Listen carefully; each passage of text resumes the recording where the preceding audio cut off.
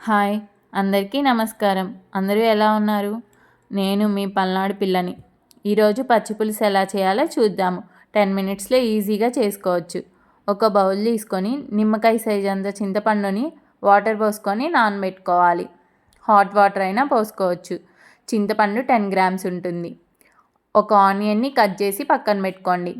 ఒక ప్యాన్లో 1/2 table spoon oil వేసి ఎండుమిర్చిని ఫ్రై చేయండి. ఇప్పుడు ఎండుమిర్చిని దంచుకోవాలి. బాగా మెత్తగా దంచకండి, జస్ట్ క్రష్ అయితే సరిపోతుంది. ఆనియన్స్ వేసి దంచుకోండి. చేతితో నలుపుకుంటే చేతులు మండుతాయని దంచుకోమని చెప్తున్నాను. టేస్ట్కి సరిపోయేంత సాల్ట్ వేసుకోవాలి. చాలా చాలా టేస్టీగా ఉంటుంది. చిటికెడు పసుపు వేసుకోండి. దంచుకొని పక్కన పెట్టుకోండి. ఇప్పుడు పచ్చి పులుసు కోసం బౌల్ తీసుకొని చింతపండు రసం వేసుకోవాలి.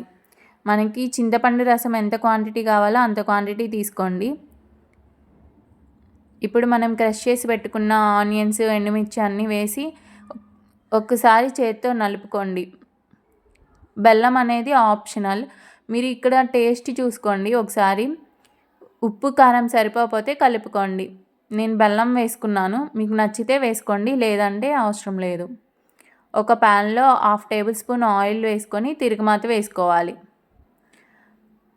కొత్తిమీర వేసుకొని గార్నిష్ చేసుకోండి. ఎంతో టేస్టీగా ఉండి పచ్చి పులుసు రెడీ అయిపోయింది.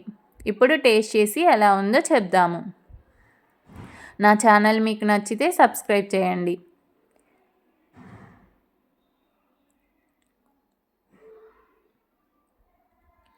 చాలా చాలా టేస్టీగా ఉంది.